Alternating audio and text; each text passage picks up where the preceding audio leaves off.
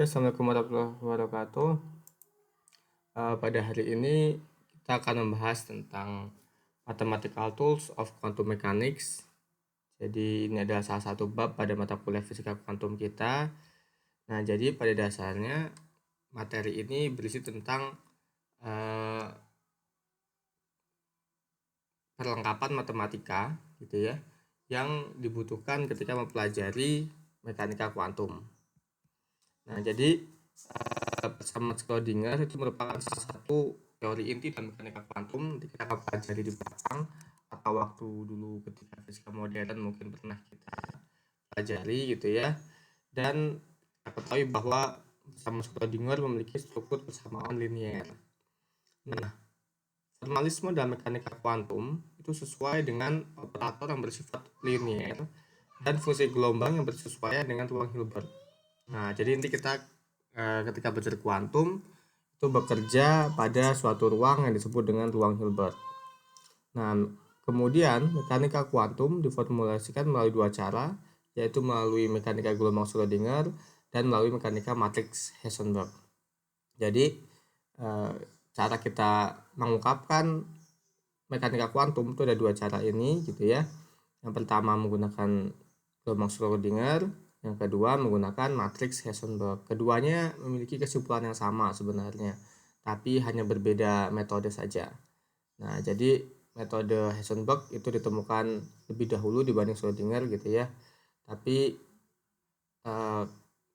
setiap metode ini memiliki kelemahan dan kelebihan masing-masing. Nanti kita akan pelajari pada selanjutnya. Nah, jadi tadi disampaikan bahwa mekanika kuantum itu bekerja pada ruang Hilbert, maka kita masuk di apa itu ruang Hilbert dan bagaimana kita menuliskan fungsi gelombang pada ruang Hilbert. Nah, jadi sebelum kita masuk ke sana, kita masuk dulu tentang ruang vektor linear. Jadi seperti yang terkait di depan tadi bahwa mekanika kuantum itu linear gitu ya, sama Schrödingernya. Nah, jadi suatu ruang vektor linear itu setidaknya mengandung dua set elemen dan dua aturan aljabar sebagai berikut. Nah, ini yang pertama yaitu set vektor C, V, G misalkan ya, dan ada set suatu skalar ABC. Jadi ada set vektor, ada yang digunakan atau yang menggunakan simbol Yunani gitu ya, dan set skalar yang menggunakan huruf Latin. Nah, setelah itu ada aturan vektor untuk penjumlahan dan aturan untuk perkalian dengan skalar gitu ya. Jadi ada penjumlahan dan ada perkalian. Nah, aturan penjumlahan yang pertama itu berlaku beberapa aturan sebagai berikut gitu ya. Jadi ini memenuhi standar struktur dari suatu grup abelian. Nah, jadi jika suatu vektor C misalkan ya, dan ada vektor V itu merupakan suatu vektor atau suatu elemen dari suatu ruang, maka penjumlahan keduanya C plus V itu tentulah suatu vektor pada ruang yang sama. Kemudian hasil penjumlahan vektor itu bersifat komutatif gitu ya, C plus V sama dengan V plus C. Kemudian dia bisa asosiatif, seperti ini dia asosiatif. Kemudian ada suatu vektor yang bernilai 0 atau 0 gitu ya, dan netral. Jadi jika dia ditambahkan dengan suatu vektor 0 ini, maka dia akan menjadi dirinya sendiri. Kemudian ada suatu vektor yang bersifat simetrik atau juga inverse-nya gitu ya. Jadi maksudnya adalah ini dia, jika C ditambah dengan yang min C-nya ini, ini adalah suatu vektor simetriknya, maka bernilai 0 ya. Nah, kemudian ada aturan perkalian. Jadi aturan perkalian ini ada beberapa aturan gitu ya. Jadi yang pertama misalkan ini dia, jika ada suatu skalar gitu ya dikalikan dengan suatu vektor, maka membentuk kombinasi sebagai berikut ini. Nah, ini jika C dan V, misalkan A dikali C ditambah BV, tentulah perkaliannya. Ketika dikalikan A dengan C ditambah dengan B dengan V, ini seperti biasa mungkin ketika Fisdas gitu ya, perkalian vektor dengan suatu skalar. Nah, ada juga berlaku hubungan distributif seperti ini, distributif, dan dia asosiatif. Ya, asosiatif memenuhi syarat ini, dan ada suatu skalar unitary I gitu ya. Nah, jadi kalau dia dikalikan dengan I, maka dia merupakan dirinya sendiri nanti.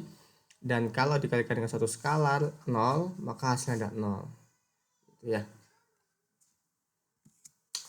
Lalu ruang Hilbert, apakah ruang Hilbert? Ini ada ruang Hilbert ya. Jadi ruang Hilbert mengandung suatu set vektor, ada banyak gitu ya, dan set skalar ini yang memenuhi beberapa sifat 4 ini ada 4 nanti ya. Jadi yang pertama ada ruang Hilbert, ada ruang linear. Jadi berlakunya sama seperti yang kita ungkapkan tadi di awal. Lalu yang kedua memiliki produk skalar yang positif, ya. Di produk skalar maksudnya perkalian yang menghasilkan skalar.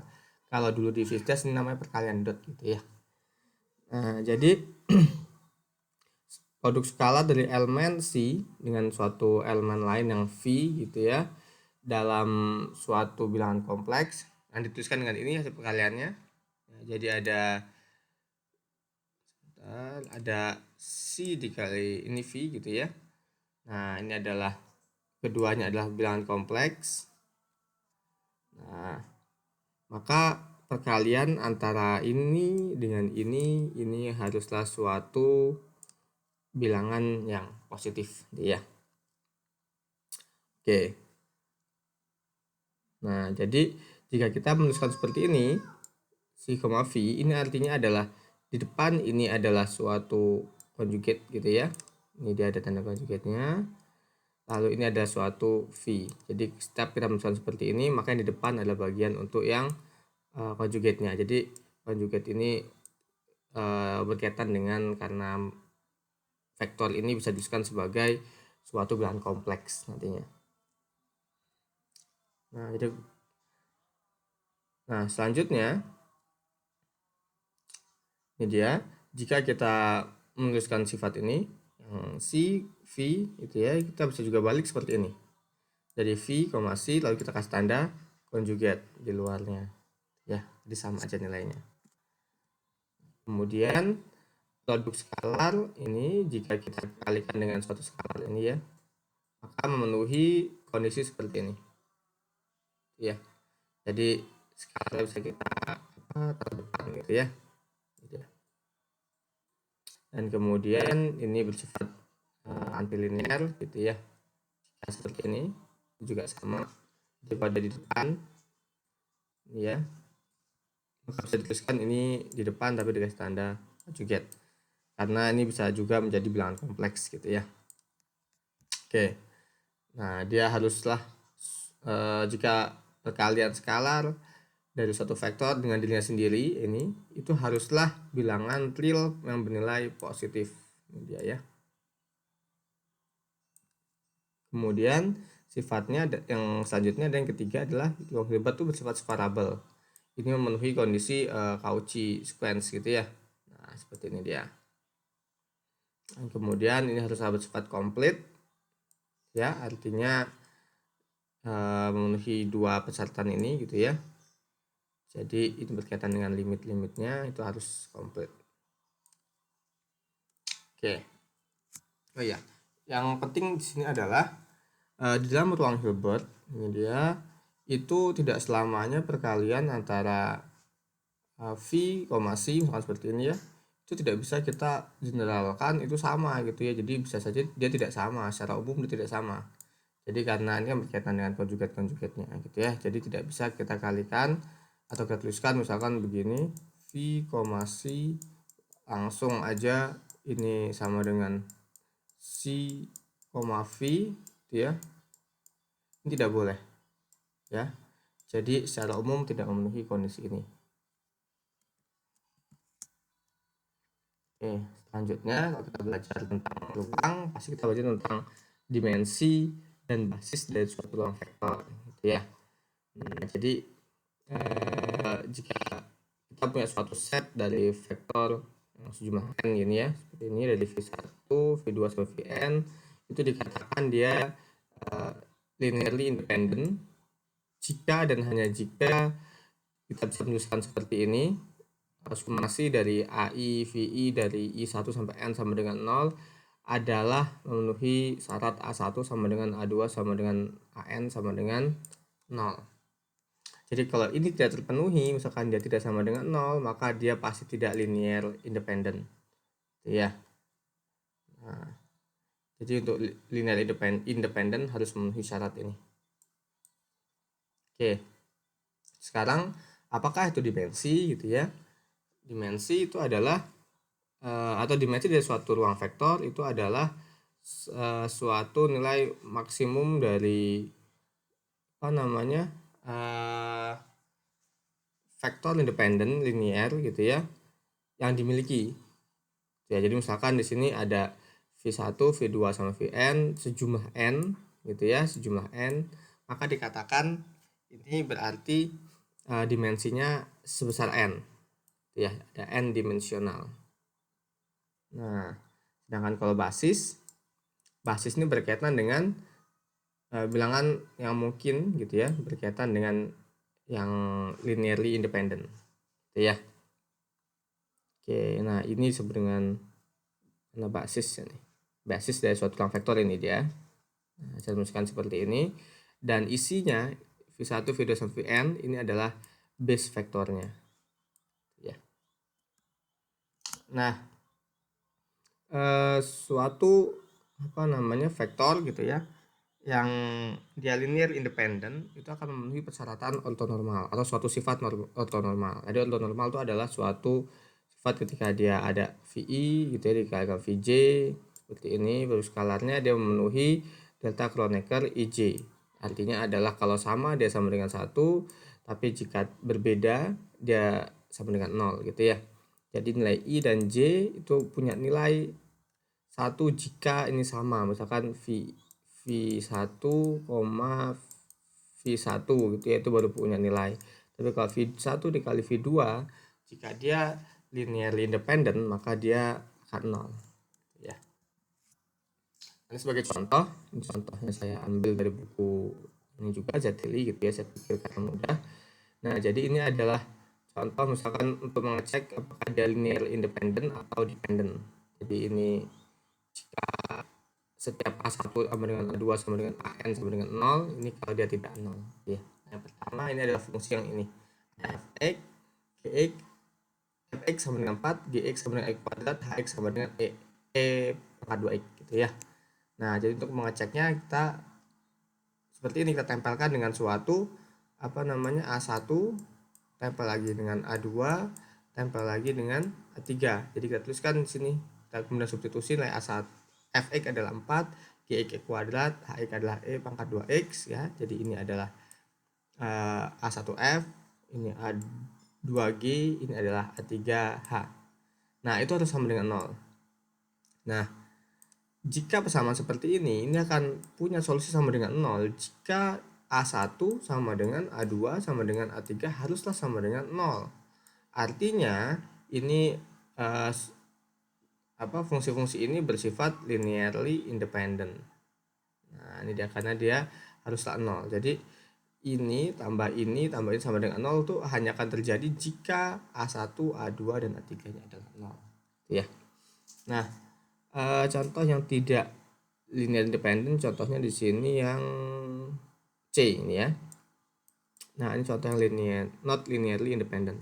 Jadi fx sama dengan x, gx sama dengan 5x, hx sama dengan x kuadrat. Jadi kalau kita tuliskan kalau begini ya, A1x gitu ya, A1x ditambah A2 gx berarti A2 5x, terus habis itu ditambah A3 x kuadrat sama dengan 0. Nah, di sini kelihatan gitu ya. Kalau kita ini kan sama nih, sama-sama x sama-sama x gitu ya. Berarti A1 plus A2 x gitu kan ya. Itu sama dengan ditambah A3 x kuadrat sama dengan 0. Maka kita bisa lihat di sini dia akan 0 jika A1 otomatis sama dengan min A2 gitu ya. Ini bisa punya nilai gitu kan. Berarti jika kondisi seperti ini maka dikatakan ini bersifat linearly independent. Linearly dependent ya, atau not linearly independent. Oke, ini juga sama gitu ya, tapi ini untuk yang vektor silahkan dibaca ya. Nah, kemudian ruang Hilbert bersifat square integrable. Alias square integrable itu adalah jika kita kalikan seperti ini, yang isinya adalah ini dia, integral ini ya, kuadrat integralnya di seluruh ruang ya, maka dia harus memiliki nilai yang terbatas, dia harus finite, dia tidak boleh tidak punya batas gitu ya. Nah, ini dinamakan square integrable. Nah, jadi habis atau yang ini juga ya, di dalam bab sebelumnya kita sudah mengenal adanya interpretasi probabilistic bound yang ini ya, itu sama dengan 1, ini membuktikan kalau persamaan ini bersifat square integrable, jadi terbatas nilainya sama dengan 1, bukan tak terhingga ya. Oke. Nah, selanjutnya untuk meringkas penulisan, biasanya di dalam mekanika kuantum persamaan saja ditulis dalam suatu bentuk persamaan disebut dengan notasi Dirac ya. Di notasi Dirac ini ada komponen ket atau komponen bra. Jadi apakah itu ini dia.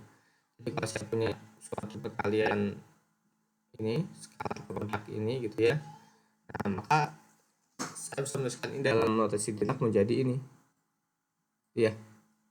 Jadi ini komponen bra ya, ini bra namanya, yang ini yang komponen ket. Jadi ini yang bra, yang ini yang ket. Nah, jadi kalau singkat namanya bracket. Nah, isinya adalah ini dia.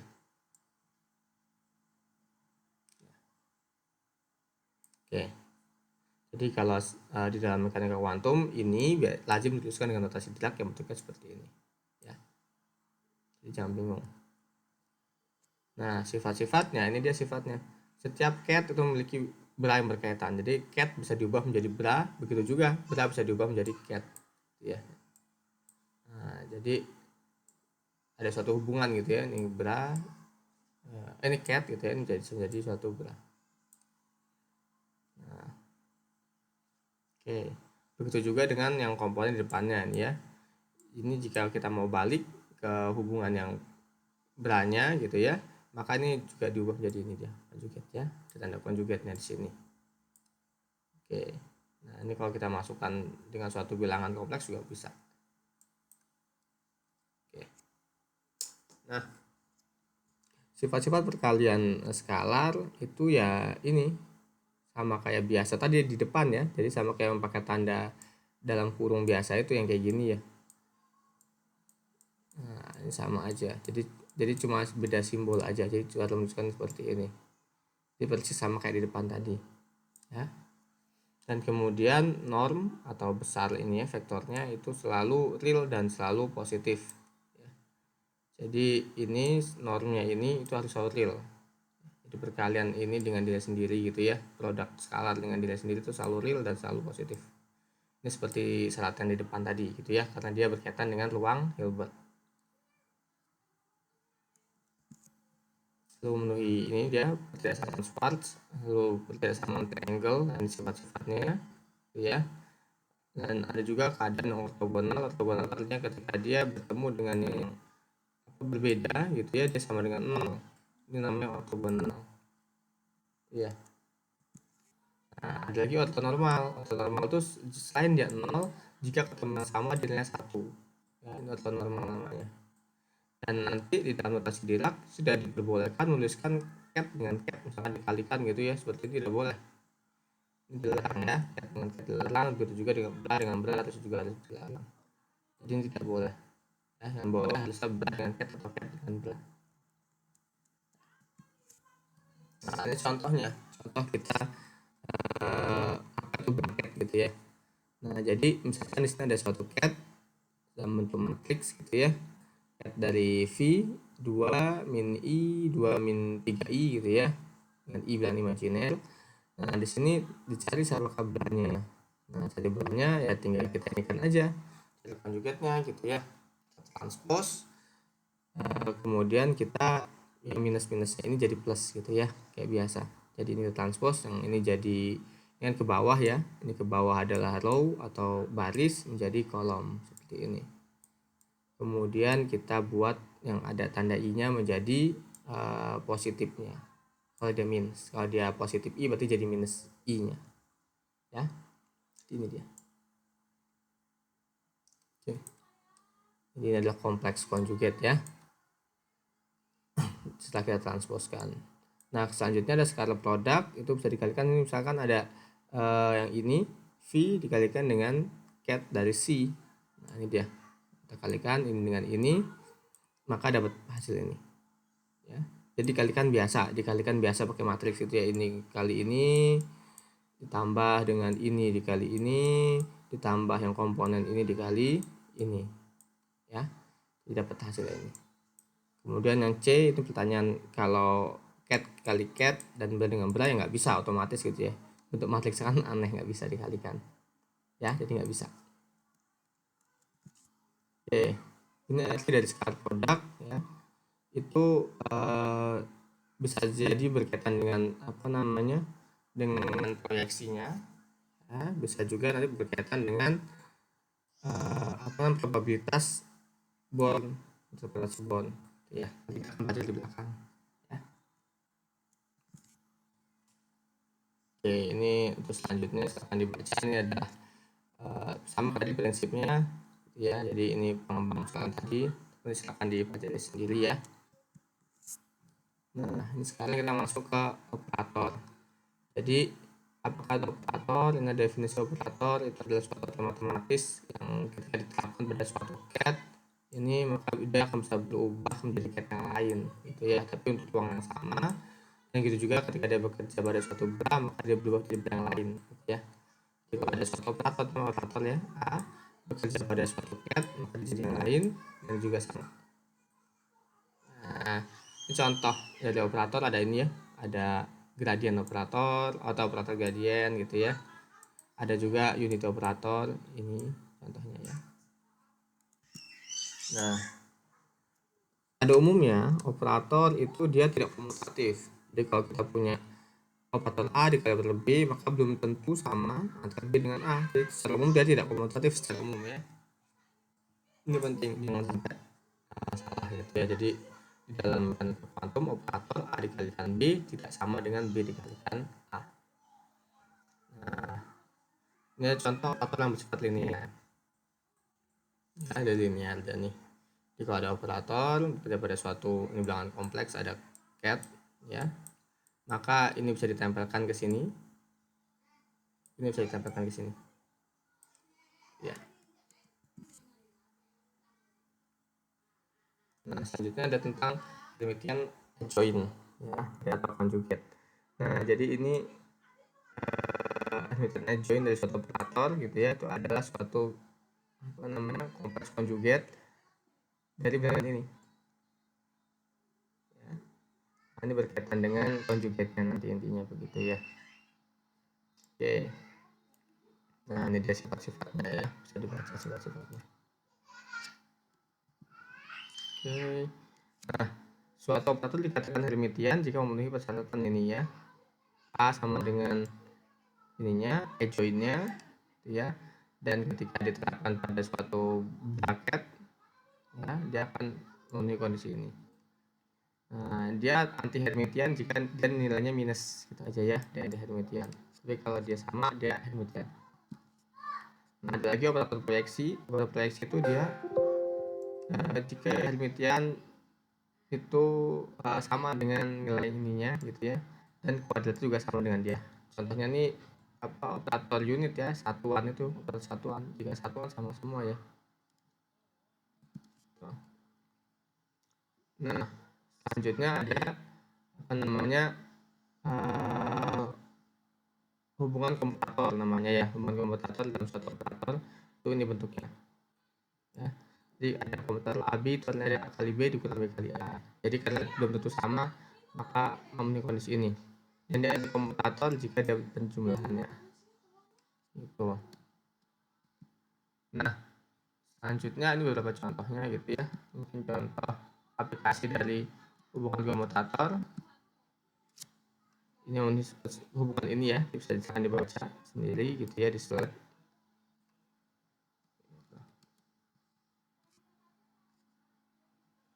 Nah, ini contoh ini ya, apa namanya, hubungan dari operator X dan operator Y gitu ya, bagaimana komutatornya.